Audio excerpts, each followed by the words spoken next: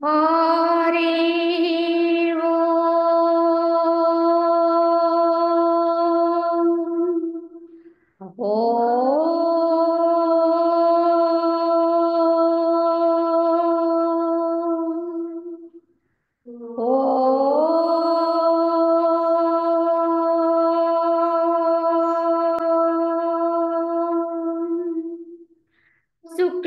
शुक्लाम्बरधरं विष्णुं शशिवर्णं चतुर्भुजं प्रसन्नवदनं ध्यायेत् सर्वविघ्नोपशान्तये अखण्डमण्डलाकारं व्याप्तं येन चराचरं तत्पदं दर्शितं येन तस्मै श्री गुरवे नमः। ॐ गुरुर्ब्रह्मा गुरुर्विष्णुः गुरुर्देवो महेश्वरः गुरुः साक्षात् परं ब्रह्म तस्मै श्री गुरवे नमः। वन्दे परब्रह्म चिदात्मकं सद्वन्दे गुरुं शान्तमुनीशमीशं वन्दे शिवानन्द गुरुप्रवीरं वन्दे सदा ज्ञानपि वन्दनीयान् अनन्त सुखदातारामखण्डानन्दविग्रहं दयालुमति सन्तुष्टं वन्देऽहं मम सद्गुरुं रागादिरोगान् सततानुषक्त न शेषकाय प्रवृतानशेषान् औसख्यमोहारतिदान् जिघाना यः पूर्ववैद्याय नमोऽस्तु तस्मै यः पूर्ववैद्याय नमोऽस्तु तस्मै। ఓం శ్రీరామచంద్ర పరబ్రహ్మణే నమః. శ్రీ వశిష్ఠ గీత స్థితి ప్రకరణము. ఈ యొక్క స్థితి ప్రకరణములో దామవ్యాళ కఠోపాఖ్యానము అనేది మనం ఇప్పటివరకు వివరించుకున్నాం. ఇప్పుడు మనము 7వ అధ్యాయంగా భీమభాస దృఢోత్పత్తి అనే దాని గురించి ఇప్పుడు మనకి వశిష్ఠుల వారు తెలియచేయబోతున్నారు. ఓ రామచంద్ర, దామాదులు నశించిన పిదప మేరుతుల్యమైనటువంటి సంపద వలె మహత్తరమైనటువంటి ఆ నగరమందలి శంబరాసుని యొక్క వృత్తాంతముల గురించి వచించుచున్నాను వినుము అని చెప్పారు. ఎందుకంటే ఈ దామవ్యాళ కటులు అనేటువంటి 3 అసురులని ఈ యొక్క శంబరాసురుడు సృజించినప్పుడు వారికి మనసే లేదు. ఎందుకంటే వారికి గత జన్మ సంస్కారాలు ఏమీ లేవు, సృజింపబడ్డారు కనుక. ఆ విధంగా ఉన్న వారికి భావన లేకపోవడం వల్ల వారిని దేవతలు జయించలేకపోయేవారు. దానికి ఉపాయంగా బ్రహ్మదేవుడు చెప్పినది ఏమిటంటే వారిలో ఏదో విధంగా అహంకారాన్ని పుట్టించాలి. మేము కనుక ఈ యుద్ధాన్ని చేయగలుగుతున్నాము, మేము కనుక దేవతని ఓడించగలిగాము అనేటువంటి అహంభావన స్థితి వారికి వస్తే తద్వారా వారికి కర్తృత్వం ఏర్పడుతుంది. తదనంతరం వారికి బంధాలు ఏర్పడతాయి. ఆ విధంగా వాళ్ళు బలహీనులవుతారు మనసు ఏర్పడడం వల్ల. అప్పుడు దేవతలు వారిని జయించడానికి వీలవుతుంది అని ఉపాయం చెప్పడం ద్వారా దేవతలందరూ అదే ఉపాయాన్ని పాటించి వారిలో అహంకారాన్ని రేకెత్తించి తదనంతరం వారిని హతమార్చారు.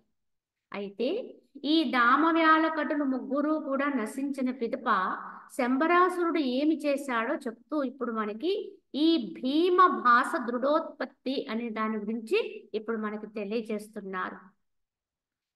ఈ యొక్క దేవతలచే శంబరాసురుని యొక్క సైన్యమంతయు జయింపబడగా అప్పుడు కొన్ని సంవత్సరములు ఊరకుండి మరల అతడు దేవతలను వధించుటకు ఉపాయం ఇట్లా ఆలోచించాడు. కొంతకాలం ఏం చేయాలో తెలియక శంబరాజు మిన్నకున్నాడు, ఊరుకుండి తదనంతరము ఈ దేవతని జయించడానికి ఏదైనా ఉపాయం ఉందా అని చెప్పి ఆలోచించసాగాడు. దామాది అసురను మాయ చేయి నేను సృష్టించితిని కాని వారు తమ మూర్ఖత్వము చేత యుద్ధమున మిజ్జయగు దురహంకారమును కల్పన చేశారు. వాళ్ళు సృష్టించిన ఫలం కనపడలేదు. వారి యొక్క మూర్ఖత్వం చేత వాళ్ళు యుద్ధములో హతమయ్యారు. కావున ఇప్పుడు మాయచి మరలా ఇతర దానమును సృష్టిస్తాను, మరియు వాళ్ళను ఆధ్యాత్మ శాస్త్రవేత్తలుగాను వివేకవంతులుగాను గావిస్తానని చెప్పి ఆలోచన పన్నాడు ఈ శంబరాసుడు. ఇప్పుడు సృష్టించేటువంటి దానవులుగా కాకుండా గొప్ప ఆధ్యాత్మికవేత్తలుగా వివేకవంతులుగా ఉండేటట్టుగా సృజిస్తాను అని నిర్ణయించుకున్నాడు. అత్తరి వారి తత్వజ్ఞానముచే మిథ్యాభావనారహితులై అహంకారమును పొందకుండా ఉండి దేవతల్ని జయింపగలుగుతారు. ఎందుకంటే వారికి మనసే లేకపోయినా వివేకము లేదు అక్కడ, తద్వారా వారికి అహంకారం పుట్టేసింది. కానీ ఇప్పుడు నేను వీరిని సృజించినప్పుడు ఇప్పుడు సృజించబోయే వారికి వివేకం ఉండేటట్లుగా సృజిస్తాను, గొప్ప ఆధ్యాత్మిక జ్ఞానం ఉండేటట్లుగా సృష్టి చేస్తాను. ఆ విధంగా ఉండటం వల్ల వారు విద్యాభావన రహితులై జ్ఞానం కలిగి ఈ యొక్క యావత్తుని కూడా లేనిదాన్ని లేనట్టుగా గ్రహించిన వారే అహంకారాన్ని పొందకుండా ఉండి దేవతల్ని జయించగలుగుతారు అని చెప్పి శంబరాసుడు భావించాడు. ఇట్లు చింతించి ఆ దైత్యేంద్రుడు సముద్రము బుడగలను సృష్టించినట్లుగా తన బుద్ధి చేత మాయా కౌశల్యము చేత దానవుని సృష్టించాడు. మరలా కొత్తగా దానవుని సృజించాడు. ఇప్పుడు కూడా మళ్ళా 3 దానవుల్ని సృష్టిస్తాడు. వీరి పేర్లు ఏమిటంటే భీమ, భాష, ద్రుడులు అనేటువంటి ముగ్గురిని. ఈ ముగ్గురిని కూడా పవిత్ర అంతఃకరులై జగత్తంతయు కూడా తృణప్రాయముగా చూచువారైనట్లుగా ఆయన సృజించాడు. కావున వీళ్ళ ముగ్గురిని ఈ భీమ, భాష, ద్రుడులు అనే ముగ్గురిని సృజించాడు. వారికి ఎంతో వివేకం ఉండేటట్లుగా ఆధ్యాత్మిక జ్ఞానం ఉండేటట్లుగా వాళ్ళు తయారు చేశాడు. ఈ కారణం చేత వాడి జగత్తునంతటిని కూడా తృణప్రాయంగా ఎంచుతూ వచ్చారు. కనుక ఆ విధంగా ఉంటూ వారు అనేక సంవత్సరములు దేవతలతో పోరాడినను వివేకయుక్తులై ఉన్నందున అహంకారాన్ని ఎన్నడూ పొందలేదు. ఎన్నో వేల సంవత్సరాల దేవతలతో పోరాడారు, అయినప్పటికీ కూడా వారిలో వివేకం ఉంది కనుక ఏనాడు మేము కనుక ఈ యొక్క యుద్ధంలో జయాన్ని పొందగలిగాము అని దేహభావనకి రాకుండా ఉన్నారు. కావున వారికి అహంకారం అనేది వారిలో పొడచూపలేదు. అయితే ఆ భీమ, భాష, ద్రుడులనే అసురుల అంతఃకరణమున నాది ఇది అని ఈ ప్రకారము వాసన ఎప్పుడెప్పుడు ఉదయించుచుండనో అప్పుడప్పుడు వెంటనే ఈ ప్రపంచం ఏమి, నేను ఎవరును అనేటువంటి విచారణ చేత ఆ వాసనని రహితం చేసుకుంటూ ఉండేవారు. ఎందువల్ల? వీరికి వివేకం ఉంది కనుక.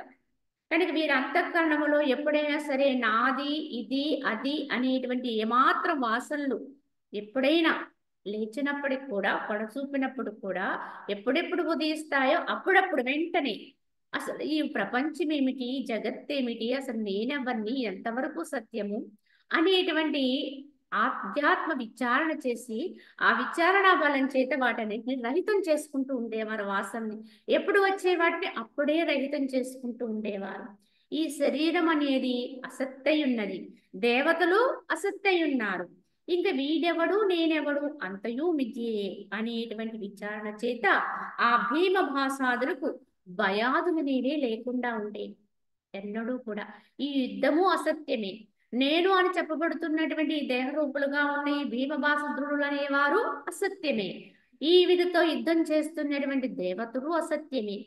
కనుక మొత్తానికి యుద్ధము అసత్యమే. కనుక ఇదేది లేనిదే, లేని దానితో ఉండడానికి, లేని దాన్ని లేనట్టుగా చూసి వర్తించడానికి భయపడవలసిన అవసరం ఏమున్నది అన్నట్టుగా వారు ఏమాత్రం అధైర్యం లేకుండా జరగవలసిన కార్యాన్ని ఏదైతే తమ ముందుకు వస్తుందో దాన్ని ఆచరిస్తూ ఉండేవారు.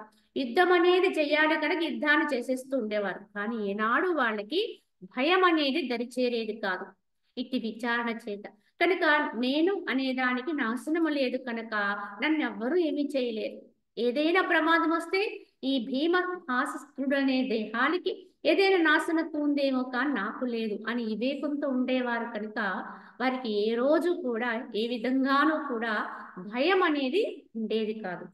ఈ శరీరము అసత్తయున్నది కావున ఇది వాస్తవముగా లేదు. నా యందు కేవలము శుద్ధ చైతన్యమే వెలయిచున్నది. నిజముగా నేను కాని అంటే ఈ జీవుడు కాని మరి ఒకడు కాని లేనే లేరు అని ఇట్లు నిశ్చయించి ఆ అసురులు ముగ్గురు కూడా యుద్ధం చేస్తూ ఉండేవారు. కావున ఈ శరీరం అనే ఈ నామరూపాలతో ఉండేటువంటి ఈ దేహం అనేది అసత్యమై ఉన్నది. ఇది యథార్థము కాదు. మరి నేనెవరిని? నేను శుద్ధ చైతన్యమునై ఉన్నాను. నిజముగా ఇక్కడ నేననేటువంటి ఈ దేహం కానీ జీవుడు కానీ మరి ఒకడు కానీ ఎవ్వరూ లేరు. కనుక ఎప్పటికీ నాశనము లేనటువంటి శుద్ధ చైతన్యం ఏదైతే ఉందో అది మాత్రమే ఉంది. అదే నేను, అదే సర్వము. కనుక దీనికి నాశనమే లేదు. దాన్ని ఎవరు ఎప్పుడు ఏది చేయగలరు అనేటువంటి అభయంతో ఉండేవారు వారు. ఆ విధంగా వాళ్ళు ఆ అసురు ముగ్గురు కూడా యుద్ధము చేస్తూ యుద్ధమున విజయమును కాంచుతూ ఉండేవారు. విజయాన్ని పొందుతూ, ఎందుకంటే భయము లేదు కనుక వాళ్ళకి నిర్భయంగా యుద్ధం చేస్తూ ఉండేవారు. ఆ విధంగా అటు పిమ్మట అహంకార రహితులను, వార్ధక్య మరణ భయములు లేనివారును, ప్రాప్తించిన కార్యమును చెయ్యవారును, ధీరులను, భూత భవిష్యత్తును గూర్చిన చింత లేక వర్తమాన కాలమునందు మాత్రము అనుసరించువారును, నిత్యము కూడా అసక్తమగు బుద్ధితో కూడి ఉండువారును, ఇతరులను వధించినను మేము వధించితిమి అనే అభిమానము లేని వారును, వాసనా సమూహ వర్జితులను, కార్యములు చేసినను మేము చేసితిమి అనేటువంటి అభిమానము లేకుండుటచే అకర్తలుగాను, ఇది ప్రభువు యొక్క కార్యమున తలంచి యుద్ధము చేయువారును, రాగద్వేష రహితుడును, సదా ఆత్మ దృష్టి కలిగిన వారైనటువంటి ఆ భీమ భాస దృఢాది అసురులచే దేవతలు వధింపబడ్డారు, జయింపబడ్డారు. కనుక దేవతలందరూ కూడా హరింపబడిరి, దగ్ధమునర్పబడిరి, అన్నాదులు భోక్తలచే అనుభవించబడినట్లు అనుభవింపబడిరి అన్నారు. కావున ఇక్కడ ఏ విధంగా అయితే ఆ భీమ భాసధుడుల యొక్క భావన ఇలా ఉండేది. వారికి ఏనాడు కూడా అహంకారం ఉండేది కాదు. కనుక వారు అహంకార రహితత్వంతో ఉండేవారు.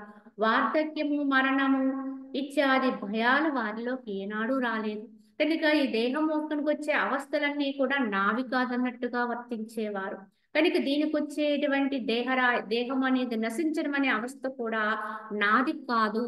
కనుక పతనమైతే రూపం పతనమవుతుంది, దేహం పతనమవుతుంది, కానీ నాకు నాశనము లేదు అనేటువంటి సుదృఢమైనటువంటి జ్ఞానంతో ఉంటూ ప్రాప్తించిన కార్యాలను మాత్రము ఆచరిస్తూ ఉంటూ వర్తమానంలో జీవిస్తూ ఉండేవారు.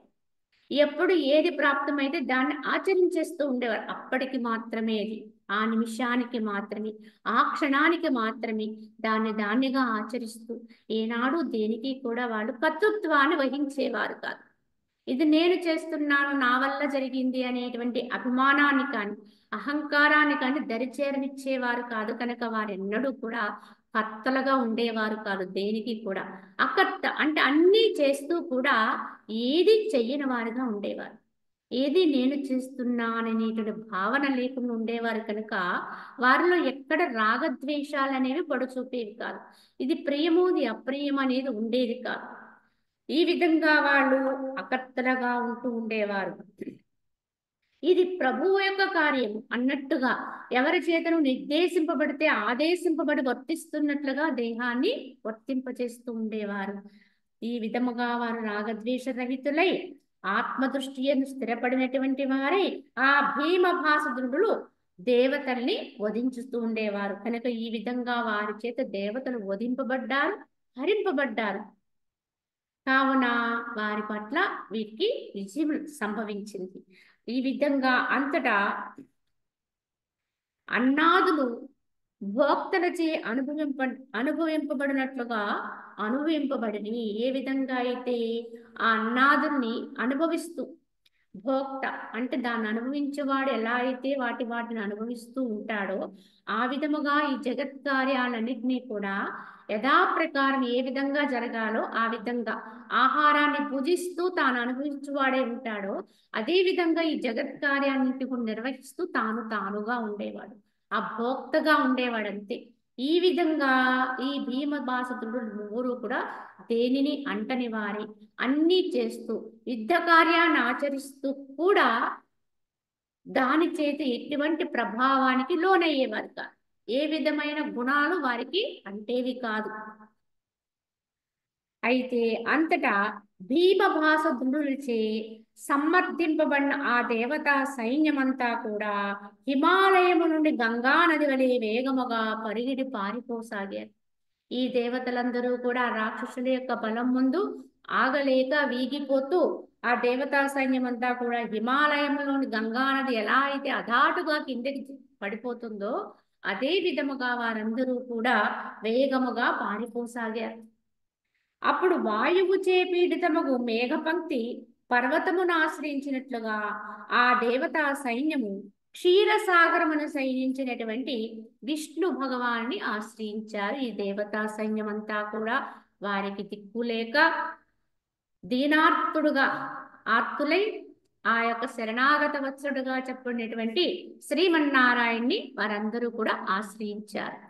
భయపడినటువంటి ఆ దేవతా సైన్యమునకు విష్ణు భగవానుడు ధైర్య ప్రదానం గావించారు. ముందు భయపడకుండా ఉండండి అని వారికి ఒక అభయాస్తాన్ని ఇచ్చారు.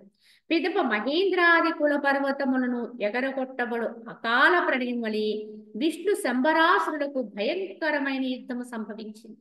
ఈ విధముగా దేవతలందరికీ కూడా అభయమొసంగినటువంటి ఆ శ్రీ మహావిష్ణువు శంబరాసురుడితో యుద్ధం చేశారు. కనుక ఆ యుద్ధం చాలా భయంకరంగా ఘోరంగా సాగింది. అప్పుడు సేనా సమూహములతో కూడా ఆ దైత్యుడు వధింపబడ్డాడు. ఈ విధముగా నారాయణుని చేత హతుడైన ఆ శంబరాసుడు విష్ణుపురమునకు చేరాడు.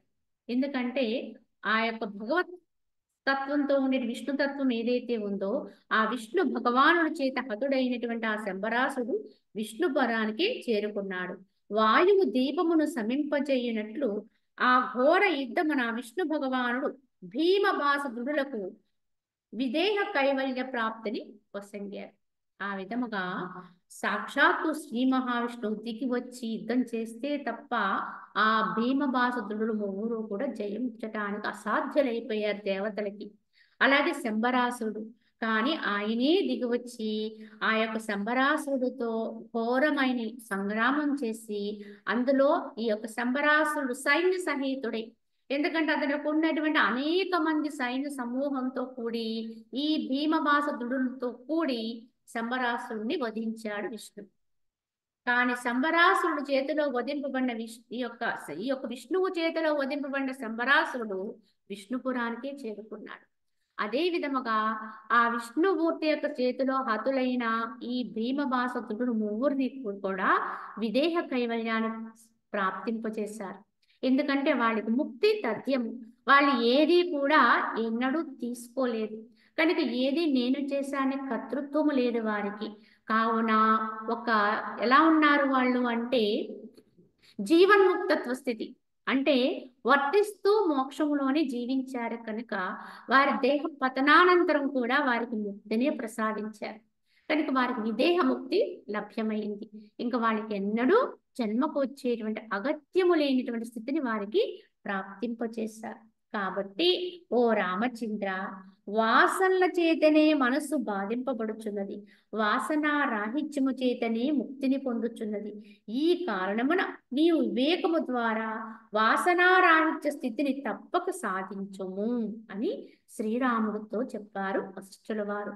కావున ఈ యొక్క కథాంశాన్ని బట్టి మనం అర్థం చేసుకోవాల్సింది ఏమిటి అంటే, ఓ రామ, మనసు యొక్క భావనల చేత వాసనల చేతనే అది బంధింపబడుతుంది కనుక అది ఏ విధమైన భావాలకి లోనైతే ఆ విధమైన బంధనాల్లో చిక్కుంటుంది.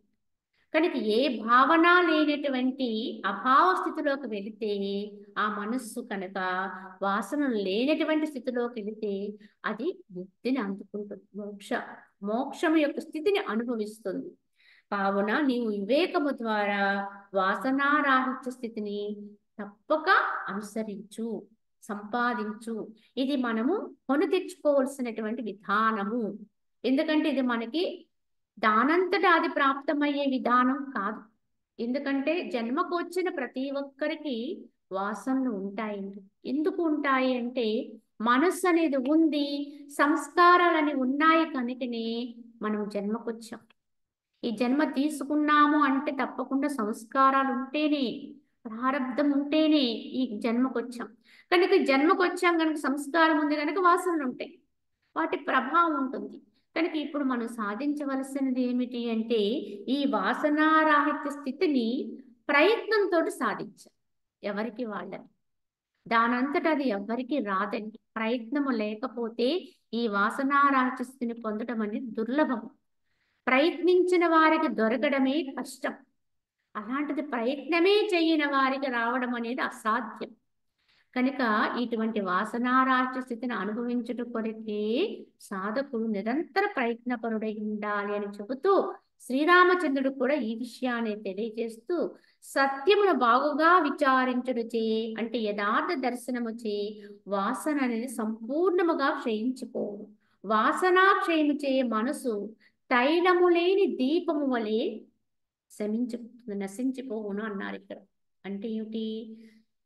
ఏ విధముగా ఈ వాసనారాహిత్య స్థితి అనేది మనకు అలవడుతుంది, ఏ విధంగా ఏ ఉపాయం చేత మనం దీన్ని అనుసరించాలి, ఆచరణలో తెచ్చుకోవాలి అనేటువంటి దాని గురించి మనం ఆలోచన చేస్తే, విచారణ చేస్తే ఏమిటంటే సత్యాన్ని సత్యంగా గుర్తించగలిగితే, యథార్థాన్ని యథార్థంగా విచారణ చేయగలిగితే, యథార్థ దర్శనము చేత ఈ వాసనలన్నీ కూడా సంపూర్ణముగా క్షయించిపోతాయని చెప్పారు. కావున యథార్థం అనేది ఏమిటి అనే దాన్ని మనం విచారణ చేయాలి. సత్యం అనేది అసలు ఎలా ఉంటుంది, ఎక్కడుంది? ఎందుకంటే సత్యము అంటే నాశనము లేనిది, మార్పు రానిది, ఎన్నడూ ఒకే విధంగా ఉండేది ఏదో అది సత్యం అని. కానీ ఈ జగత్తులో మనకి ఈ సృష్టిలో ఎక్కడా కూడా ఈ తత్వంతో కూడిన ఒక వస్తువు కానీ, వ్యక్తి కానీ, విషయం కానీ ఏది కనిపించదు. ప్రతి దాంట్లో మార్పులుంటాయి, చేర్పులుంటాయి, నాశనత్వం ఉంటుంది, ఇన్ని మార్పులుంటాయి. కానీ అలా లేనిది ఏమై ఉన్నదా అనే దాన్ని విచారణ చేయాలి. అలా విచారణ చేయగా ఏదైతే నువ్వు దాన్ని అందుకోగలుగుతావో అదే సత్యం. కనుక ఈ నాశనత్వం ఉన్నదాన్ని, మార్పులు ఉన్నదాన్ని పక్కకు నెట్టేస్తూ ఉంటే చివరికి మిగులుతుందండి సత్యం. వీటన్నిటినీ పక్కకు నెట్టగా ఏదైతే శేషిస్తుందో, మిగులుతుందో, నీ మనసుతోటి వీటన్నిటిని వదిలేయగా, త్యాగం చేయగా, ఇదే త్యాగం అంటే. త్యాగం అంటే ఏదో అనుకుంటాం మనం, మనకు ఉన్న వాటిని కొంత విడిచిపెట్టుట త్యాగం అనుకుంటాం, మంచిదే ఆ లక్షణం. కానీ యథార్థమైన త్యాగానికి లోతుగా మనం అర్థం చేసుకోగలిగితే మనసులో ఉన్న వాసనలు విడిచిపెట్టడమే నిజమైన త్యాగం అంటే. ఈ వాసనని ఎంత త్యాగం చేయగలుగుతున్నామో, విడిచిపెడుతున్నామో అంత త్యాగపూర్వకమైన జీవనం మనకు అలవడుతుంది. కానీ వాసనని పట్టుకుని మనం వదులుతూ ఉన్నాం అనుకోవడం కూడా ఒక అహంకార స్థితిలోకి వెళ్ళిపోతాం. నేను కనుక దీన్ని త్యాగం చేశాను, నేను కనుక దీన్ని వదలగలిగాను, నేను కనుక విడిచిపెట్టగలిగాను అని ప్రతి దాన్ని చేస్తూనే నేనును మాత్రం వదలవండి. దేన్ని వదలాలో దాన్ని వదలకుండా ఎన్నో చేస్తాం. ఇది యథార్థ త్యాగం కాదు. కనుక యథార్థ తత్వాన్ని గుర్తించాలంటే యథార్థ త్యాగం అలవడాలి. ఏమిటి అదంటే ఈ వాసనని త్యాగం చేయటమే యథార్థ తత్వాన్ని దర్శించడానికి ఉపాయం. కనుక ఆ విధంగా మనము గుర్తించి విచారణ చేసి ఆ యొక్క అసత్యమైన దాన్నంతటిని కూడా పక్కకు నెట్టేస్తూ ఉంటే, వదిలిపెట్టేస్తూ ఉంటే, విడిచిపెట్టేస్తూ ఉంటే సత్యమైనది ఏదో సుదృఢంగా నిలిచిపోతుంది. ఈ విధముగా యథార్థ దర్శనము చేత వాసనని సంపూర్ణముగా క్షయించిపోతాయి. వాసనా క్షయము చేత మనసు ఏ విధంగా అయిపోతుందంటే, ఏ విధంగా అయితే దీపములో ఉన్నటువంటి తైలమంతా కూడా అలాగా రాయించిపోతే, అంటే ఆ దీపము వెలిగి ఆ తైలం అయిపోయింది అనుకోండి, నెమ్మదిగా ఆ దీపం ఏమవుతుంది? లయించిపోతుంది.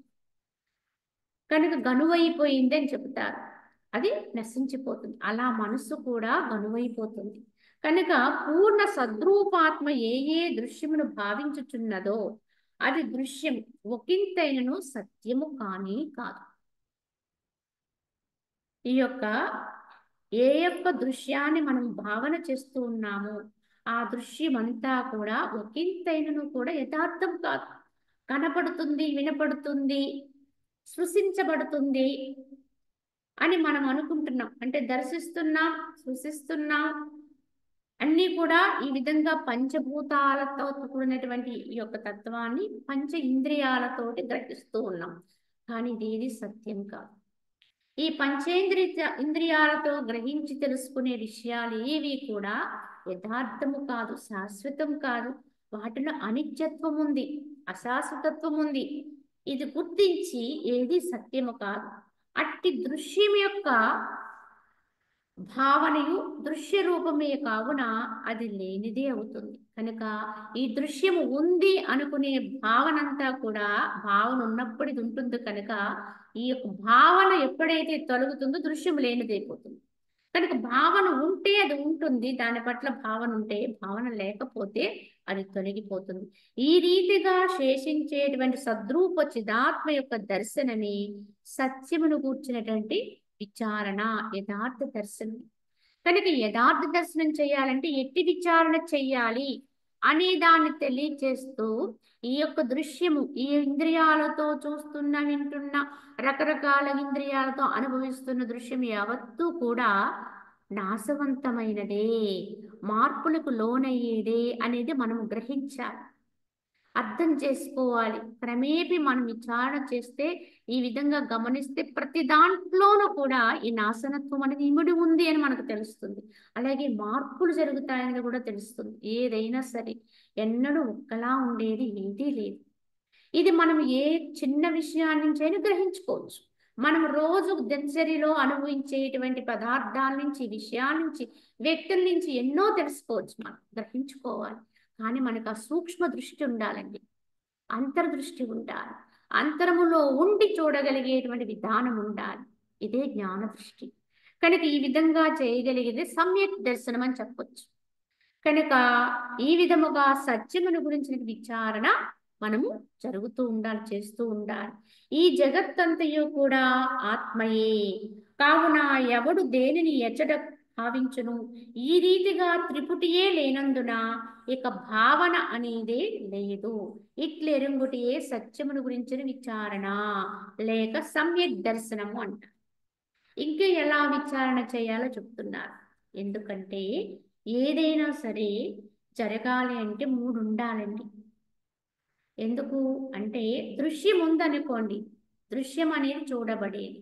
దృశ్యం అనేది ఒకటి ఉంటే దర్శనం చేయగలిగేటువంటి ద్రష్ట అనేవాడు ఇంకొకడు ఉండాలి.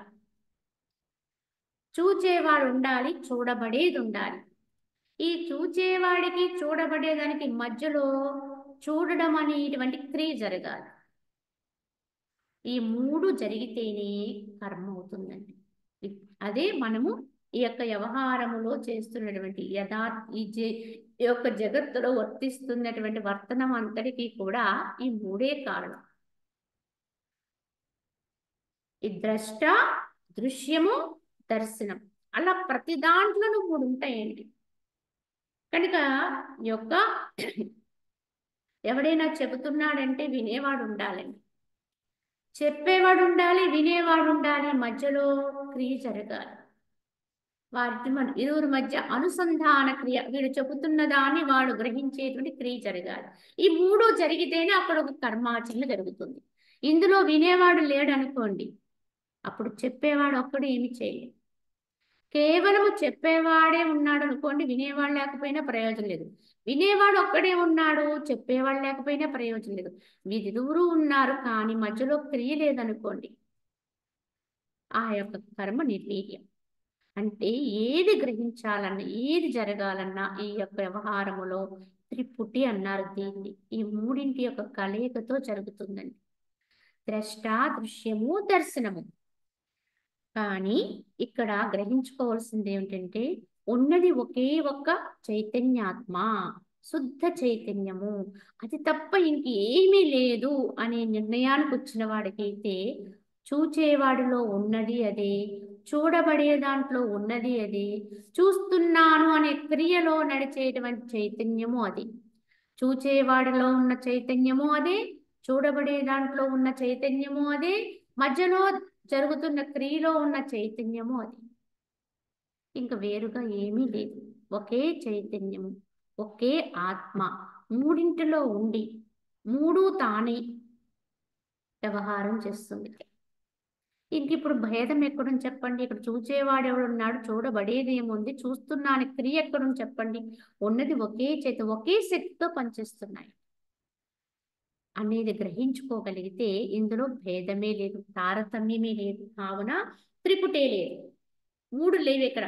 ఉన్నది ఒకటే. దృశ్యంగా చూస్తేనే ఈ మూడు ఉన్నాయి.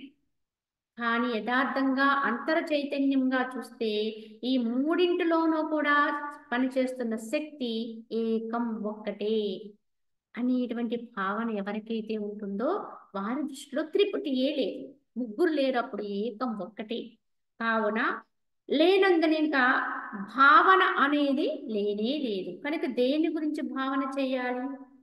మూడు ఉన్నాయనుకోండి, అప్పుడు భావన చేయొచ్చు. చేసేవాడు ఉంటాడు, ఏదో ఒక విషయం గురించి వీడు భావన చేస్తున్నాడు, ఫలానా భావన చేస్తున్నాడు అనేటువంటి విషయం అక్కడ నడుస్తుంది. కానీ వీటన్నింటిలోనూ ఒకే చైతన్యం ఉంది అని ఆ చైతన్యాన్ని గుర్తించగలిగాడు అనుకోండి, ఇంకప్పుడు దేని గురించి వాసన ఉంటుంది? దేని గురించి భావన చేయాలి? భావించటానికి ఇంకొకడు ఎవడున్నాడు? ఇంకొకడు ఎవడన్నా వేరుగా నాకంటే ఇంకొకడు ఉన్నాడు అనుకోండి, వాడు అట్లాంటి వాడు, ఇలాంటి వాడు, అది ఇది అని మనం భావన చేయొచ్చు. నాకంటే వేరుగా ఇంకొకటి ఉన్నాడు అనుకోండి, వాడి గురించి వేరే రకంగా మాట్లాడొచ్చు, వాడది వాడిది అని. కానీ ఉన్నది నేనే కనుక వాడిలో, వీడిలో, నాలో, నీలో అనేటువంటి అన్నింటిలోనూ కూడా ఏకమైనటువంటి ఏ చైతన్యం ఉందో అదే నేను అనుకున్న వాడికి ఇంకా వేరుగా చూడడానికి ఇంకొకటి కనపడ్డండి. కనుక ఎవరి గురించి మాట్లాడాలి, ఎవరి గురించి చెప్పాలి, ఎవరిని విమర్శ చేయాలి? చేసేవాడే ఆడు. కనుక విమర్శ చేయబడేది అదే. ఇది గుర్తించిన వాడికి ఇక భావన చేయటానికి ఏది మిగలదండి. ఎవరి గురించి భావన చేయాలి? దేని గురించి భావన చేయాలి? ఉన్నది నేనే కదా అనేటువంటి స్పష్టత వచ్చేస్తుంది. ఈ స్పష్టత అనేది అనుభవంగా రావాలి. ఈ అనుభవం అనేది అభ్యాసం ద్వారా సాధించాలి. మరి ఏం అభ్యాసం చేయాలి? నిరంతరము అంటే ఈ యొక్క శుద్ధ చైతన్యాత్మ స్థితి యొక్క భావన ఏదైతే ఉందో, సర్వము నిండి ఉన్నదనే భావన ఏదైతే ఉందో, ఆ ఆత్మయే నేననే భావన ఏదైతే ఉందో, ఆ యొక్క భావనే నిరంతరం చేయాలి. ఈ ఒక్క భావన అనే దానితోటి అనేక భావాన్ని జయించాలి. ఇప్పుడు మనకి అనేక భావాలతో ఉన్నాం, కానీ దాన్ని ఏకం చెయ్యాలి. ఇదే ధ్యానం అండి. ధ్యానం అంటే ఏంటంటే అనేకాన్ని ఏకం చేయటమే ధ్యానం. విడివిడిగా ఉన్నటువంటి ఎన్నో శక్తుల్ని తీసుకొచ్చి ఏకంగా మార్చగలిగితే అదే ఒక ధారణ, అదే ఒక ధ్యాన శక్తి అవుతుంది. అప్పుడు దానికి ఒక బలం చేకూరుతుంది. కావున అనేకంగా ఉండేటువంటి భావాన్ని ఏకం చేస్తే అదే ధ్యాన అవస్థ.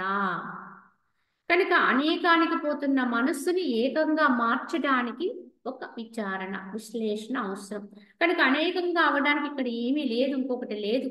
దేని గురించి ఆలోచించాలి, దేని కొరకు ప్రయత్నించాలి. కానీ ఇటువంటి ఈ భావనకు వచ్చినప్పుడు ఉన్నది నేనే, శుద్ధ చైతన్యాత్మ ఏదైతే ఉందో అది నేనై ఉన్నాను అనేటువంటి విచారణ ఏదైతే ఉందో దాని చేత ఈ త్రిపుటిని జయించగలుగుతాం, మూడు లేని స్థితిని. ఈ విధంగా మనం అభ్యాసం చేయగా చేయగా ఈ సత్యమును కూర్చున్న ఈ యొక్క విచారణే సమ్యక్ జ్ఞానాన్ని కలిగిస్తుంది, యథార్థ జ్ఞానాన్ని. అయితే ఇది మాటలతో వచ్చేది కాదండి, హఠాత్తుగా వచ్చేది కాదు, సులభంగా దక్కేది కాదు. చెప్పాలంటే క్రమక్రమంగా ప్రయత్నం చేస్తేనే అభ్యాసం అవుతుందండి. దానికి తగినటువంటి గట్టి పట్టుదల ఉండాలి. ఇది ఎప్పుడు మనలోంచి జారిపోతుంది ఈ భావాన్ని, అప్పుడే మళ్ళీ మళ్ళీ కొని తెచ్చుకునేటువంటి పట్టుదల ఉండాలి. నేను శుద్ధ చైతన్యమునై ఉన్నాను, నేనే అనంతము, నేనే సర్వమై ఉన్నాను, కనుక నాకంటే విన ఇంకొకడు లేడు, కనుక వాడిలో ఉంది కూడా నేనే, ఇంక నేను వాడి గురించి ఎందుకు ఆలోచించాలి, నేను వేరుగా ఎందుకు ఉండాలి అనేటువంటి తత్వానికి నువ్వు రాగలిగి, అనుభవించగలిగి, అలా వర్తించగలిగితేనే ఇది అభ్యాసం అవుతుంది. కావున సత్యమును గురించిన విచారణ చేత వాసన, చిత్తము ఈ రెండును కూడా శబ్ద అర్థములతో కూడా ఎచ్చటైతే లయించిపోవునో అదే పరమాత్మ పదం అని చెప్పారు. అసలు పరమాత్మ పదం అంటే ఏంటో చెప్తున్నారు. భగవంతుడు భగవంతుడు అంటారు కదా, బ్రహ్మము బ్రహ్మము అని చెప్తున్నారు కదా, దానికి ఎన్నో రకాలైనటువంటి నామాలు పెట్టారు కదా, శుద్ధ చైతన్యం అన్నాం కదా. ఇంతకీ అది ఏమిటి? అది ఒక రూపమా? అది ఒక ప్రదేశమా? ఒక లోకములో ఉండేదా? అంటే దానికి సరైన నిర్వచనం ఇస్తున్నారు. భగవంతుడు అంటే ఎవరు నిర్వచనం చెప్తున్నారు. పరమాత్మ అంటే ఎవరు అంటే దాన్ని ఎప్పుడు అర్థమవుతుందో చెప్తున్నారు. సత్యమును గూర్చినటువంటి విచారణ చేత ఎవరైతే ఈ విధముగా సత్యాన్నే విచారణ చేస్తూ ఉంటారో, ఏదైతే నిత్యమై ఉన్నదో, ఏదైతే నాశనము లేనిదైతే ఉందో, ఏదైతే మార్పునికి లోని కానిది ఉందో, అది ఏదా అని విచారణ చేస్తూ ఉంటారో, ఇదే సత్యమును గుర్చిన విచారణ.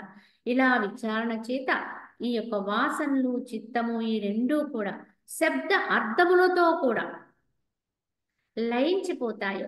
ఇందుకు భగవంతుడు అంటే ఎవరు అంటే, ఎవరికైతే ఈ విచారణ పుడుతుందో, స్వవిచారణ పుడుతుందో, పుట్టి నిరంతరము ఈ విచారణ బలము చేత ఎవరిలో అయితే ఈ వాసనలు, చిత్తము,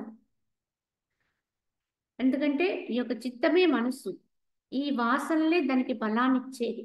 కనుక ఈ ఆలోచనలు అంటే ఈ వాసనని, భావాల్ని ఎప్పుడైతే రహితమైపోతాయో, ఈ యొక్క సత్యతత్వ విచారణ ద్వారా ఎప్పుడైతే పూర్తిగా అణిగిపోతాయో, ఈ యొక్క వాసన చిత్తం ఈ రెండూ కూడా శబ్ద అర్థములతో కూడా, అంటే కేవలం మాటతో కాదండి, ఇక్కడ యథార్థముగా అవి మనసు లేని స్థితి అంటే మాటతో చెప్పేది కాదండి.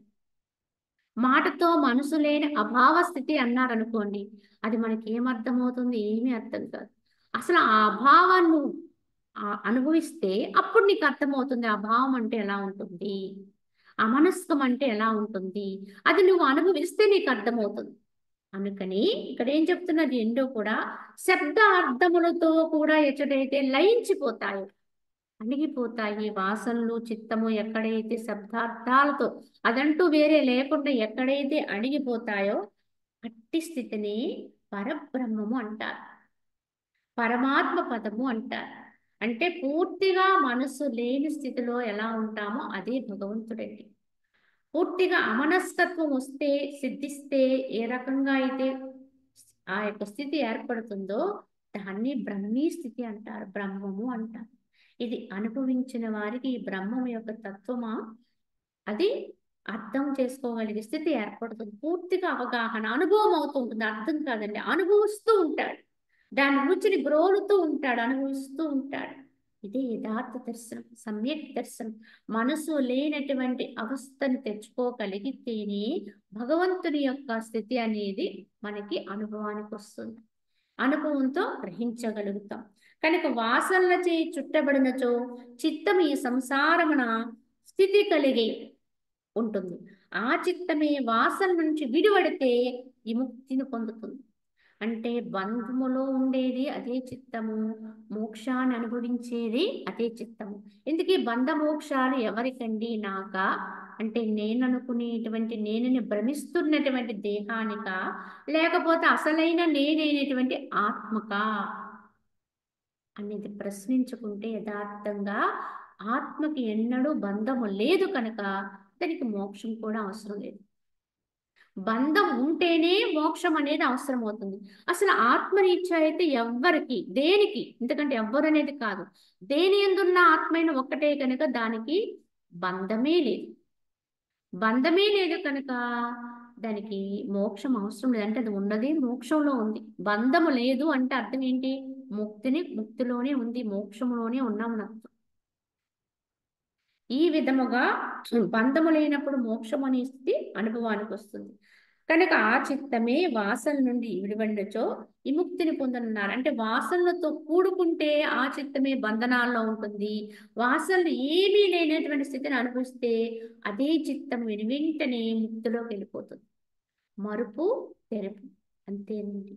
ఎప్పుడు ఎంతకాలం అయితే ఈ యొక్క చిత్తమున, ఈ యొక్క సంసారమున వాసనలనే ఉంటూ ఉంటాయో అంతవరకు బంధనాల్లోనే ఉంటాం. ఎవరమైనా, ఎంత గొప్పవాళ్ళైనా, పండితులైనా, విద్వాంసులైనా వాసనారాహిత్యం లేకపోతే బంధింపబడి ఉన్నట్టే. అమనస్క స్థితి అనుభవానికి రాకపోతే బంధనాల్లో ఉన్నట్టే, వాడు ఎంత గొప్పవాడైనప్పటికీ కూడా. కావున ఈ అమనస్క స్థితి అనేది భావనతో వస్తుంది. కనుక ఈ యొక్క భావనతో కూడి ఉండడం ఒక నేను ప్రత్యేకమైనటువంటి స్థితి. అంటే దేహ భావనతో ఉండి అనేకమైన భావాలతో కూడి ఉంటే అది చిత్తముతో ఉండడమే, మనసుతో ఉండడమే, అంటే వాసనలు కలిగి ఉండడమే. ఇది బంధహేతువు. కానీ అదే మనసు నిశ్చయించి అన్నిటికీ అతీతము నేను శుద్ధ చైతన్యాన్ని అనే భావనలోకి వెళ్ళిపోయింది అనుకోండి, అది ముక్తిలోకి వెళ్ళిపోయింది. అంటే ఇక్కడ తేడా ఏంటి? స్పష్టత, అవగాహన. నేను ఏదై ఉన్నాను అనే దాని మీద పూర్తి స్పష్టత ఎవరికైతే వస్తుందో, పూర్తి అవగాహన ఎప్పుడైతే కలుగుతుందో, అవగాహనతో కూడి దాని ఎందు ఎప్పుడైతే నిష్ట కలుగుతుందో, అదే బంధరాహిత్య స్థితి, అదే ముక్తి. కనుక బంధానికి మోక్షానికి ఎంత దూరం ఉందండి? ఇక్కడ బంధనాల్లో ఉన్నవాడు మోక్షాన్ని పొందాలంటే ఎంత దూరం వెళ్ళాలి? లేకపోతే ఎన్ని జన్మలు ప్రయాణం చేయాలి? ఎంత కాలం పడుతుంది? ఇవన్నీ మనం ప్రశ్నించుకుంటాం, మనము ఆలోచిస్తాం. ఇప్పుడు మనం ఇంత బంధనాల్లో ఉన్నాం కనుక మనకి మోక్షం రావాలంటే ఈ జన్మ సరిపోదు, ఇంకా ఎన్ని జన్మలకు వరకు మనం ఇలానే ఉంటాం అనేటువంటి ఒక నిరుత్సాహ భావనతో కూడా ఉంటుంటాం. అలాగే ఈ కాలంలో మనకి ఈ భావనతో ఇలా తెలిసిన వాళ్ళం, కొంతవరకు బంధంలో ఉన్నామనే భావనతో ఉన్నవాళ్ళం ఉన్నాము కనుక నిజంగా కొన్ని తరాలు గడిచిన తర్వాత, అంటే కొంత వయసు పైబడిన తర్వాత అయినా నాకు మోక్షం వస్తుందా రాదా అనేటువంటి సందేహంలో ఉండిపోతాం. అంటే అది ఎక్కడో దూరంగా ఎప్పుడో ప్రాప్తమయ్యేటువంటి స్థితిగానే మనం దాన్ని గుర్తిస్తాం. చాలా కష్టంతో, చాలా కాలం దానికి పడుతుంది అనేటువంటి ఒక భావనతో ఉంటాం. కానీ గ్రహించాలండి, బంధానికి మోక్షానికి ఎంతో దూరం లేదు. బొమ్మ బొరుసు ఇది. ఒకే నాణానికి రెండు స్థితులు ఉన్నట్టుగా బొమ్మ బొరుసు. ఒకవైపు బొమ్మ ఉంటుంది, ఒకవైపు బొరుసు. ఇటువైపు చూస్తే బొమ్మ, అటువైపు చూస్తే బొరుసు. దీనికి దానికి ఎంత దూరం అండి అంటే తెలుసుకుంటే చాలా దగ్గర. తెలుసుకోలేకపోతే దానికోసం బొమ్మగా ఉన్నవాడు బొరుసు కోసం వెతుకుతూ పోయాడు అనుకోండి, తన వెనకాల ఉన్నటువంటి బొరుసుని చూడకుండా వెతుకుతూ పోయాడు అనుకోండి, వాడికి చాలా దూరం. కానీ తెలివి కలిగి ఉన్నవాడికైతే, జ్ఞానంతో ఉన్నవాడికైతే బొమ్మ బొరుసుకి దూరం ఎంత అంటే తిరిగేస్తే బొరుసే, ఇటు తిప్పితే బొమ్మే. అంటే చాలా దగ్గరగా, చాలా తేలికగా, చాలా స్వల్ప ప్రయత్నంతో అందుకునేదిగా గుర్తించాలి. కనుక ఈ జీవత్వానికి దైవత్వానికి ఉన్న వ్యత్యాసం ఎంత తేడా అండి అంటే, తెలియకపోతే అగాధము, తెలిస్తే చాలా సునాయాసం, గ్రహింపైతే చాలా సునాయాసం. కానీ ఇక్కడ మార్చుకోవాల్సింది ఎవరిని? భావాన్ని మార్చుకోవాలి. భావశుద్ధి ఎప్పుడైతే కలుగుతుందో, నేను దేహాన్ని కాదు, నేను ఆత్మని, శుద్ధ చైతన్యాన్ని, కనుక ఎప్పటికీ నాశనము లేనిది ఏదైతే ఉందో అది నేనయ్యున్నానని శుద్ధ భావన ఉంది చూడండి. ఇది అనేకమైన మలిన భావాలను చేయిస్తుంది. ఇప్పటి వరకు మనకు తెలియక ఎంతో కళంకితమైనటువంటి భావాలతో ఉన్నాం, అజ్ఞానపూరితమైనటువంటి భావాలతో ఉన్నాం, అవన్నీ సత్యము, నిజము, యథార్థమనే నమ్మకంతో ఉన్నాం. ఇప్పుడు మనము ఎరుక కలిగి జ్ఞానం తెలుసుకుని మన భావాన్ని కనుక మార్పు చేసుకోగలిగితే అప్పట్లానే ఉన్నాం, ఎప్పట్లానే ఉండొచ్చు. ఎక్కడికి పారిపోవాల్సిన అవసరం లేదు, దేన్ని వదిలి వెళ్ళిపోవాల్సిన అవసరం అంతకంటే లేదు. ఉన్నవాడు ఉన్న చోటని ఈ బంధము వైపు నుంచి ముక్తి వైపు తిరిగేస్తాడు. ఎలా తిరిగాడండి? దీనికి చాలా కష్టం కదా అంటే, ఇక్కడంతా కూడా మన ఈ యొక్క భావన అనేది ఎప్పుడైతే శుద్ధమవుతుందో, అటుగా ఉన్న భావాన్ని ఇటుగా ఎప్పుడైతే మార్చుకుంటామో, ఇటుగా ఉంటే బంధనాలు, ఇటుగా చూస్తే అదే మోక్షాన్నిస్తుంది. కనుక ఇది ఎంత కష్టం అనుకుంటామో అంత తేలికండి యథార్థానికి. దాన్ని గుర్తింపు లేకపోతే, గ్రహింపు లేకపోతే, సరైనటువంటి అవగాహన లేకపోతే ఈ బంధములోంచి మోక్షాన్ని పొందడం అనేది చాలా కష్టం. కానీ ఎరుకుంటే, జ్ఞానం ఉంటే, అవగాహన కలిగితే బంధములోంచి ముక్తిని పొందటానికి, మోక్షాన్ని పొందడం అనేది చాలా తేలిక, చాలా సునాయాసం, చాలా తక్కువ సమయంలో దాన్ని పొందొచ్చు అని వశిష్ఠుల వారే చెప్తారు. ఇక ముందు ముందు మోక్షాన్ని ఎంత సమయములో పొందొచ్చు, ఎంత సులువుగా అనుభవించవచ్చు అనే దాని ఉదాహరణతో సహితంగా వర్ణించి చెప్తారు.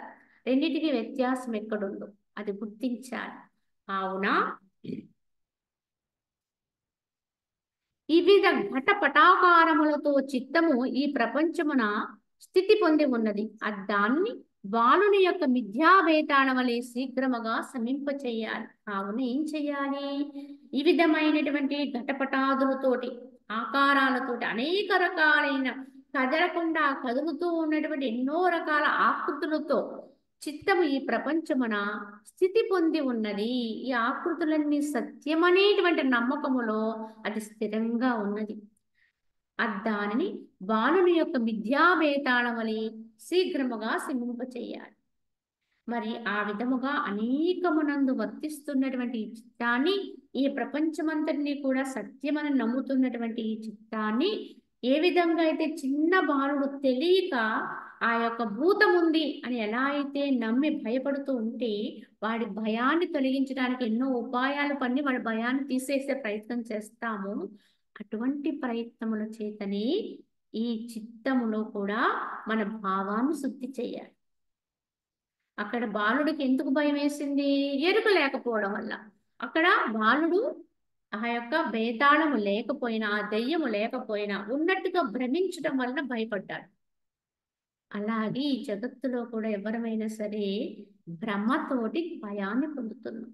వాస్తవము కాని దాన్ని వాస్తవంగా భావిస్తున్నాం. ఇదే భ్రమ అంటే.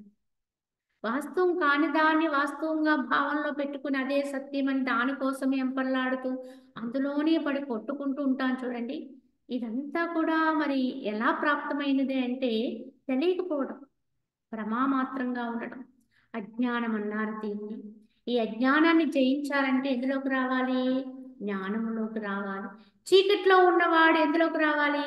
వెలుగులోకి రావాలి. దీనికోసమే మనం పరమాత్మను ప్రార్థించాలి. చెప్పాలంటే అసతోమా సద్గమయ, తమసోమా జ్యోతిర్గమయ, మృత్యోర్మా అమృతంగమయ అని చెప్తాం.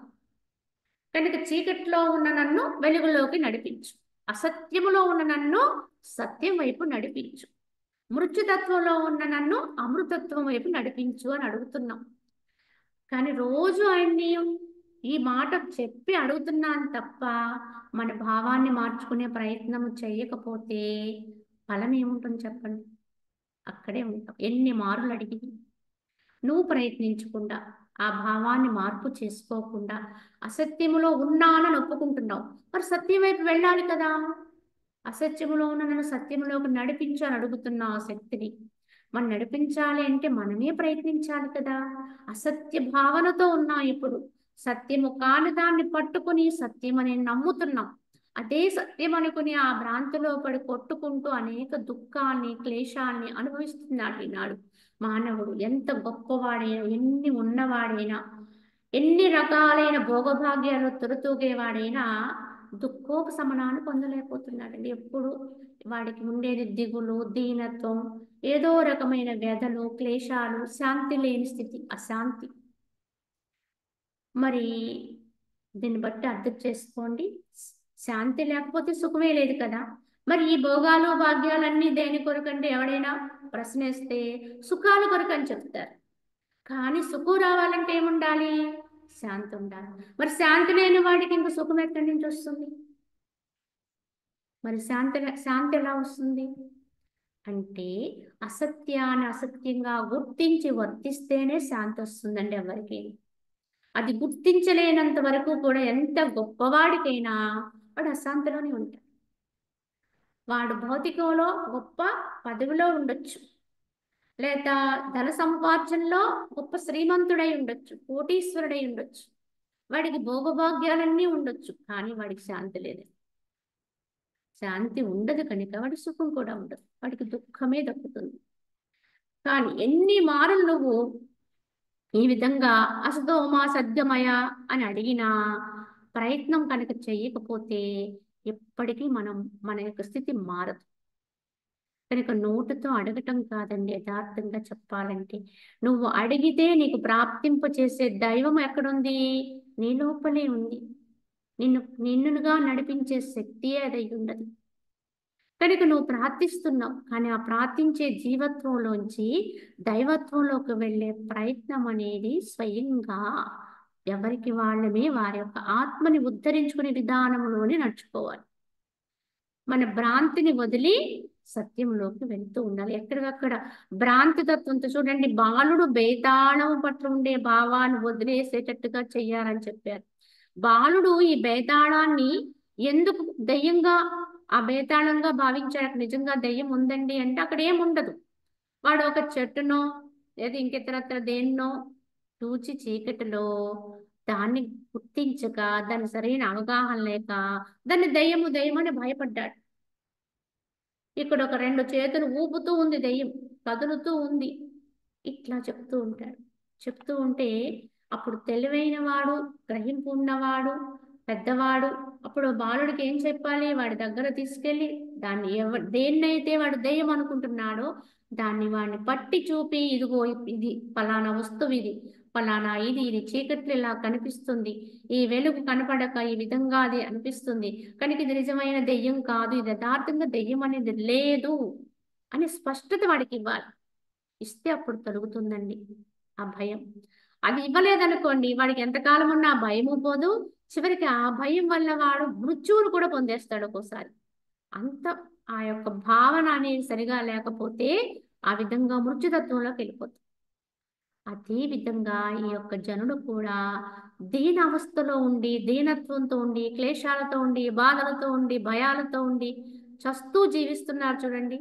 మరి ఇలా జీవిస్తూ ఉన్న వారిని మార్చడానికి ఉపాయం ఏమిటి అంటే స్పష్టత. ఎలా అనేది ఉన్నది ఉన్నట్టుగా, లేనిది లేనట్టుగా దర్శించగలిగేటువంటి స్పష్టత వాళ్ళకి రావాలి. ఎప్పుడైతే ఆ ఉన్నదాన్ని మనము అనుసరించగలుగుతాము, పట్టుకోగలుగుతాము, మనకి శాస్త్రం చెబుతుంది, పెద్దలు చెబుతున్నారు, మహాత్ములు వచిస్తున్నారు, చెప్పిన దాని ఎందు విశ్వాసం పెట్టుకుని ఎందుకు దాన్ని పట్టుకోకూడదు అనేటువంటి నిర్ణయం మనకుంటే తప్పకుండా మన భ్రాంతులు తొలగుతాయండి, భయాలు తొలగుతాయి, నిర్భయత్వంలోకి వెళతాం. అప్పుడే పరమాత్మ అనుగ్రహం, ఆత్మ అనుగ్రహం అప్పుడు వస్తుంది. ప్రయత్నించిన వాడికి ఏ అనుగ్రహం ఉండదు, గురువు అనుగ్రహం ఉండదు, దైవానుగ్రహం ఉండదు, ఏది ఉండదు. ప్రయత్నం చెయ్యని వాడికి, చేసిన వాడికి అన్ని అనుగ్రహాలు వస్తాయి. ఎవడైతే స్వతహాగా స్వయం ప్రయత్నం శుద్ధత్వంతో, అంటే కపటంతో కాదండి, నిష్కల్మషంగా నన్ను నేను శుద్ధి చేసుకోవాలి అనే ప్రయత్నంలో ఎవడైతే ఉంటాడో వాడికి సాధ్యమవుతుంది. ఈ విధంగా మనం గుర్తించాలి. కావున ఓ రాఘవ, దామ వ్యాన కటుల వలె దేహాత్మ భావమున పరిణితి చెందిన నీ చిత్తము భీమ భాస దృఢుల వలె ఆత్మాకారమున పరిణితమై నిశ్చయించుకుండుగాక. ఇక్కడ అటుగా ఉన్నదాన్ని ఇటుగా తిప్పండి అని చెప్తున్నారు. ఏ విధంగా అయితే ఈ కథలో దామ వ్యాల కటులు ఈ ముగ్గురు కూడా ఏమీ లేని తత్వంతో ఉండి చివరికి ఇందులోకి వెళ్ళిపోయారు, దేహాత్మ భావంలోకి వెళ్ళిపోయారు. క్రమంగా వెళ్ళిపోయి చివరికి వాళ్ళు మేము ఈ దేహంతో కూడినటువంటి ఈ రూపంతో ఉన్నటువంటి ఈ వ్యక్తులమే మేము అనేటువంటి భావంలో పడిపోయి విశ్వసించారు. తద్వారా నాశనత్వాన్ని పొందారు. అదేవిధంగా ప్రతి ఒక్కళ్ళము కూడా ఆదిలో ఏమీ లేని వాళ్ళమి, ఆదిలో పరిశుద్ధాత్ములమి, ఆదిలో ఆత్మాకారులమి, బంధనము లేని స్థితిలో నుంచే వచ్చామందరం. కానీ మరి బంధనాలు ఎలా వచ్చాయి అంటే ఆ స్థితిలోంచి ఎలా అయితే ఈ ముగ్గురు అలా లేని స్థితిలోంచి క్రమంగా అహంకారాన్ని పొందేశారో అలా జీవుడు అహంకార పరవశుడై అనేక జన్మల్ని నమ్ముకుంటూ వాటి నుంచి ఈ యొక్క అహంకారాన్ని కూడా తెచ్చుకుంటూ బాగా గట్టిపడిపోయి శుద్ధుడైపోయాడు. మరి ఇప్పుడేం చేయాలి అంటే ఆ దామవ్యాల కటుల వలె దేహాత్మ భావాన్ని ఎలా అయితే పొంది ఉందో ఈ చిత్తము, దాన్ని క్రమంగా ఈ భీమభాస దృఢుల వలె ఆత్మాకారమున పరిణితి చెందిస్తూ ఉండాలి. అక్కడ ఎంత గట్టిగా దాన్ని నమ్మి దాని ఎందు ఉంటున్నామో అంతే దృఢంగా ఆత్మస్థితిలోకి తెచ్చుకుంటూ ఉండాలి. దాన్ని ఎంత విశ్వసిస్తున్నాము ఆ విశ్వాసాన్ని కొద్దిగా సడలించుకుంటూ ఆత్మయందు విశ్వాసాన్ని పెంచుకుంటూ ఉండాలి. దీన్ని గట్టిగా పట్టుకోవాలి, దాన్ని నెమ్మదిగా వదిలేయాలి. ఇదే ఉపాయం అండి, అంతకంటే లేదు. పట్టుకోవాల్సిన దాన్ని గట్టిగా పట్టుకోవాలి. ఇందులో మళ్ళీ ఏ యొక్క ఆటంకం వచ్చినా ఆ పట్టు సడలకూడదు, అలా విశ్వసించాలి. ఈ పట్టు ఎప్పుడు వస్తుంది? విశ్వాసం అండి. ఈ విశ్వాసం అంటే అది గురువాక్యం కావచ్చు, శాస్త్రవాక్యం కావచ్చు, మహనీయుల యొక్క వాక్యాలు కావచ్చు, ఏదైనా సరే నమ్మకం ఉండాలని ముందు విశ్వాసం. ఆ విశ్వాసం కనుక మనలో ఉంటే ఏది పట్టుకోవాలో దాన్ని గట్టిగా పట్టుకోగలుగుతాం. ఏది వదిలేయాలో అది నెమ్మదిగా తొలగిపోతూ ఉంటుంది. అప్పుడు క్రమక్రమంగా, ఎందుకంటే ఇది శనే శనే అన్నారు, హఠాత్తుగా మాత్రం ఎవ్వరికీ సంప్రాప్తం కాదండి ఆత్మస్థితి అనేది. కనుక అది కరుగుతూ వదిలేస్తూ ఉంటుంది. ఇక్కడ ఇది నిశ్చలమైపోతూ ఉంటుంది. కనుక ఆత్మాకారణ పరిణితమై నిశ్చయించుకుంటూ ఉండుగాక. ఇటువంటి ప్రయత్నం చేస్తేనే అది సాధ్యమవుతుంది. ఏ ప్రయత్నం చేయకపోతే ఇది సాధ్యం కాదు. కావున ఓ రామచంద్ర, నా తండ్రి యొక్క బ్రహ్మదేవుడు పూర్వము నాతో దామవ్యాలకట న్యాయమునకు వెళ్ళవలదు అని చెప్పారు. ఆ విషయమనే అత్యంత బుద్ధిమంతుడును శిష్యుడు వగు నీకు నేను చెప్పితని, కాబట్టి నీవును దామవ్యాలకట న్యాయమున అవలంబించకుండా భీమభాస దృఢ న్యాయముని సదా అవలంబింపమని భావము. కావున వశిష్ఠుల వారు చెబుతున్నారు, రామచంద్ర, అలనాడు నా తండ్రి అయిన బ్రహ్మదేవుడు నాకు చెప్పారు, నువ్వు ఎన్నడూ కూడా దామవ్యాలకటుల వలె తయారవకు. ఆ భావాన్ని తెచ్చుకోకు, అహంకారాన్ని దరిచేరనీయకు, దేహభావాన్ని దరిచేర్చుకోకు. కానీ భీమభాస దృఢుల వలె ఈ యొక్క ఆత్మాకారస్థుడివై ఉండమని నన్ను హెచ్చరించి నాకు బోధ చేశాడు నా తండ్రి అయిన బ్రహ్మదేవుడు. అది నేను నీకు చెప్పాను. కావున నీవు కూడా దాన్నే అవలంబింపమని ఇక్కడ వశిష్ఠుల వారు శ్రీరామచంద్రుడు చెప్పారు. కానీ ఇది శ్రీరామచంద్రుడికి మాత్రమే పరిమితి చేసి మనం చదివేసుకున్నాం అనుకోండి, దీనివల్ల మనకి ఏ ప్రయోజనము రాదు. కనుకని అలనాడు ఆయన ఎలా బోధించారో దాన్నే మనం ఒకసారి పునశ్చరణ ఈ విధంగా విచారణ చేసుకుని తద్వారా దాన్ని మనందరం అవలంబించి మన ఇంటి స్థితిని కూడా మార్పు చేసుకునే ప్రయత్నం చేయాలి. కావున ఇక్కడ చెబుతూ రామ, ఈ ప్రకారముగా భీమభాస దృఢ న్యాయముతో దేహ అహంభావ రహిత ఆత్మభావముతో వ్యవహరించుచున్నచో నీకు సమస్త వ్యవహారములందును అసక్త బుద్ధిచే ఆత్మబోధ పరిపక్వత అనేటువంటి ఐశ్వర్యము లభిస్తుంది. తద్వారా అనేక సుఖ దుఃఖ సంకటములతో కూడినదియు త్రివిధ తాపానుభవ సహితము అయినటువంటి జన్మ పరంపరలు కలిగినటువంటి ఈ సంసారం అనే పదవి సమూలముగా నశించిపోతుందని చెప్పారు. కనుక ఈ విధంగా ఉండడం వల్ల వచ్చే ఫలాన్ని కూడా చెప్పారు ఇక్కడ. కావున రామ, ఈ ప్రకారముగా ఈ భీమభాస దృఢ న్యాయముతో అంటే దేహ అహంభావ రహిత స్థితి, నేను పలానా వ్యక్తిని పలానా పేరుతో ఉన్నాననే అహంకారము లేకుండా ఎప్పుడు ఆత్మభావనతోటే వ్యవహారం చేయగలిగితే తద్వారా నీకు సమస్త వ్యవహారములందు కూడా అసక్త బుద్ధి చేత ఆత్మబోధ పరిపక్వత వస్తుంది. ఇలా ఎవరైతే ఈ భావాన్ని ఎంత దృఢం చేసుకుంటూ ఉంటారో అప్పుడు అన్నిటి నుంచి కూడా అసక్త బుద్ధి అంటే దేనిని అంటకుండా అన్నీ చేస్తూ ఉంటారు, దేన్ని అంటారు, ఏది నేను చేశానని అహంకారాన్ని పొందరు. ఇటువంటి బుద్ధిని అసక్త బుద్ధి అంటారు.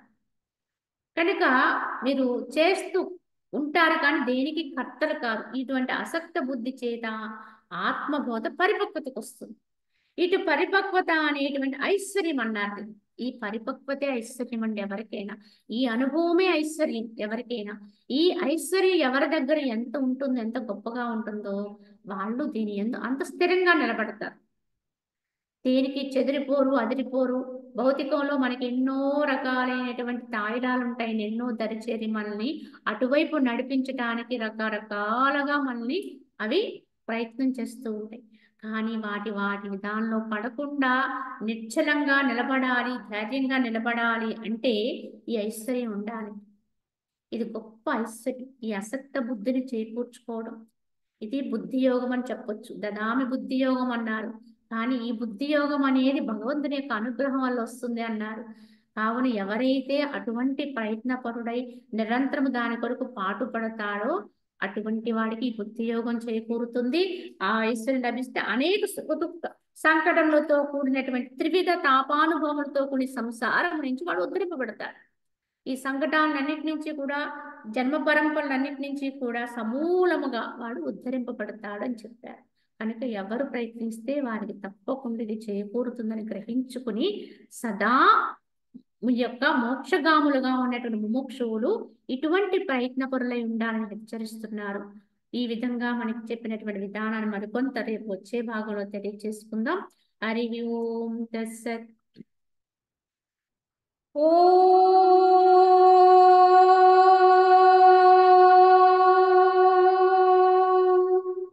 असतो मा सद्गमय तमसो मा ज्योतिर्गमय मृत्योर्मृतङ्गमय